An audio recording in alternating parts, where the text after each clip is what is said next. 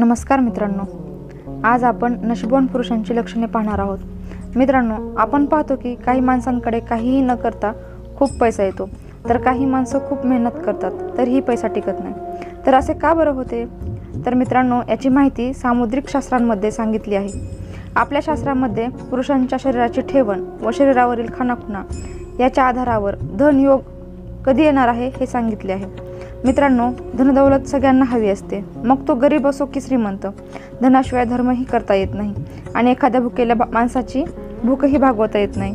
त्यामुळे या भौतिक जगात धनाला खूप महत्त्व आहे. तर मित्रांनो, आजच्या व्हिडिओमध्ये आपण धनवान आहोत की नाही चला बघूयात. पण त्याआधी आपल्या चॅनलला सबस्क्राईब करून ठेवा, म्हणजे तुम्हाला अशीच मोलाची माहिती भेटत राहील. नंबर 1, सामुद्रिक शास्त्रानुसार ज्या पुरुषांच्या तळहातावर तीळ असतो अशा पुरुषांना वाहन सुख असते व समाजात मानसन्मान असतो, तसेच त्यांच्याजवळ पैशाचीही कमी पडत नसते. नंबर 2, ज्या पुरुषांचे पाय नाजूक, लालसर पण मांसाने भरलेले असतात अशा पुरुषांना सगळ्या सुखसोयी प्राप्त होतात. असे लोक खूप आरामाचे जीवन जगतात. नंबर 3, ज्या पुरुषाची मांडी लांब व मोठी म्हणजेच मांसाने भरलेली असते असे पुरुषवान नशीबवान असतात. यांना धन व सर्व सुख प्राप्त होते. नंबर 4, ज्या पुरुषांची मान छोटी व सामान्य असते असे पुरुष धनवान असतात. हे लोक जीवनात खूप काही मिळवतात.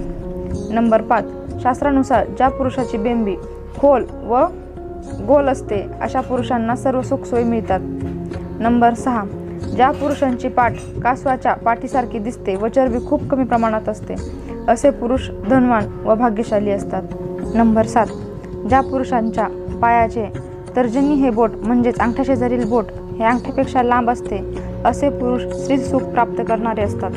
नंबर 8, ज्या पुरुषांच्या बोलण्यात स्पष्टता व चालण्यात ताठपणा असतो अशा पुरुषांना वयाच्या 30 नंतर सर्व सुखसोयी मिळायला सुरुवात होते.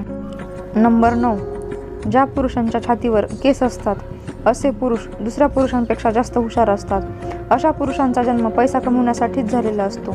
असे लोक आपल्या डोक्याने घरी बसून पैसा कमवतात. असे लोक स्वभावाने दयाळू व भाग्यवान असतात. श्री स्वामी समर्थ.